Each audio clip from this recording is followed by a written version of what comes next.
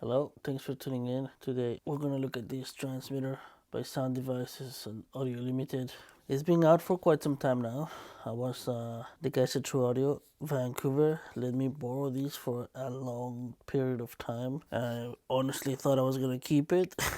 I was just finally able to test this out because in order to use these you have to update your receiver and your recorder in order to use all the features that this little transmitter has to offer. So first things that people ask is there's no buttons. There's absolutely nothing on the screen. There's no screen either. There's no buttons. You have a connection here at the front.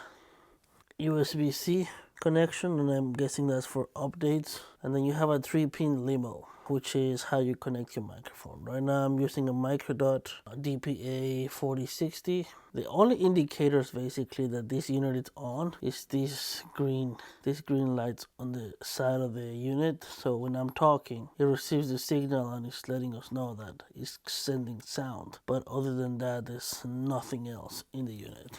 It uses 3 AA batteries. And inside this door, there's a red button, which is the only button you can find in here, in this unit. It feels substantially pretty good. The plastic is nice. It's not nothing cheap. It's quite small.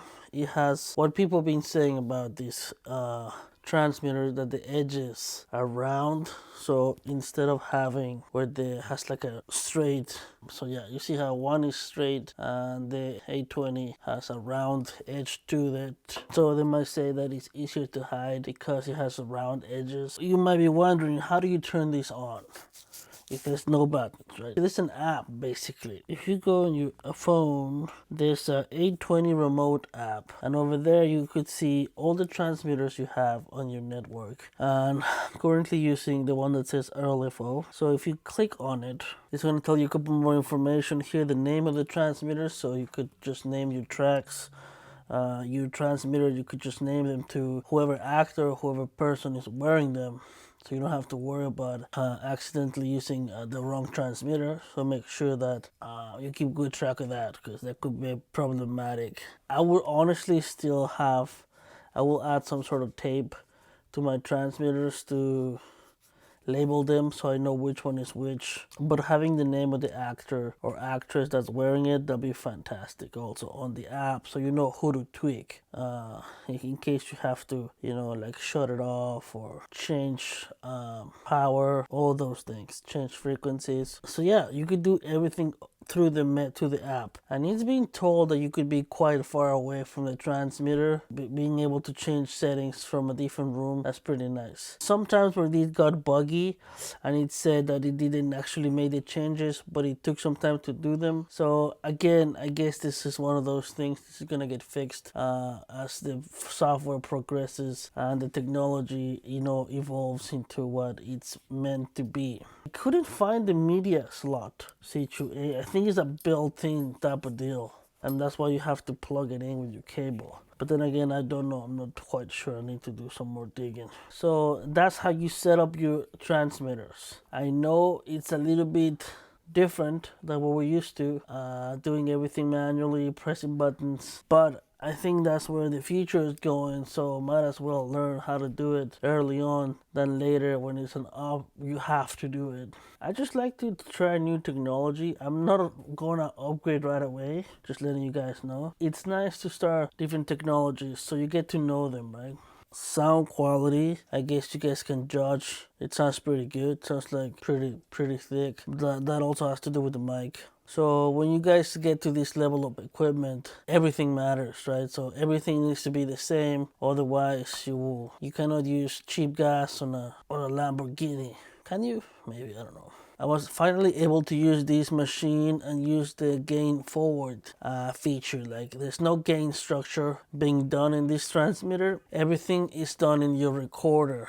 that allows you to have better gain structure. Yeah, less steps in the gain. So it's just receiver, recorder, that's it.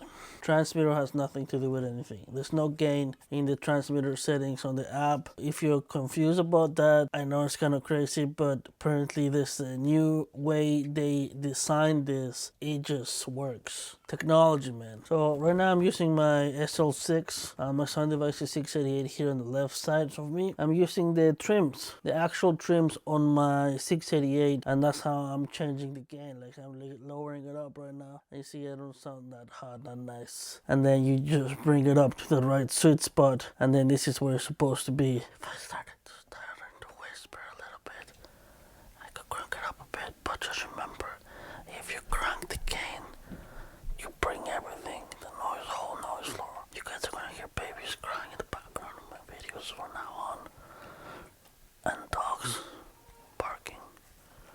Don't ask questions. You know, if you have a dynamic scene where there's an actor screaming and then whispering, you have full control with the trim pods, and that's sexy. That was one of the disadvantages of using wireless for the longest time, that you were married to the gain you set on your transmitters. I wish I could actually use this in the field. I didn't want to bring them on any of my shows because I was afraid I was going to damage this unit, and I didn't want to do that because it's not actually mine. Like I said, True Audio owns these units. They're not cheap, by the way, they're expensive. Maybe in the future I'll buy 1 or 2 units. I also own an SSM by Electrosonics, which is similar in size, not in features, so there's no gain forward. It's not black. I know Sound Devices bought Audio Limited. I would have wished they actually added Audio Limited to the actual transmitter. I don't know if there's a legal reason for it. Give them a shout out, man. I gotta find out where the media is. There were a few things that I missed. Sorry about that. This little machine actually has a built-in media. It has a 64 gigs inside to record, and I'm guessing you use the audio USB-C to transfer those files later. And you could transmit and record at the same time. And I think you could do that anywhere but in the States. Or maybe you can now, I don't know. I'm not up to date with patents and how that works. Ideally, you could transmit and record. For those shots when you want to be out of range and you want to have like a little peace of mind, hit record. Whenever your recorder loses the signal, it's going to be recording on the unit. Comes back, you catch it, pull that file, give it to the editors, and it's all good to go. I forgot to mention that if you actually use the rechargeable batteries, the Sony MPs, you could actually dock this and it would charge the battery in a dock. So it's like a bay. You could put all these transmitters, so if you have several, you could just charge them like that at the end of the day or at lunchtime. And then yeah, you could also synchronize timecode here with the USB-C, and then you could have sync files. It is the future. I don't know, possibly. Thanks again to Audio Vancouver for lending us this unit. There's going to be more videos coming up here, so stay tuned. Thanks for watching. See you around. This freaking beard is scratchy as hell.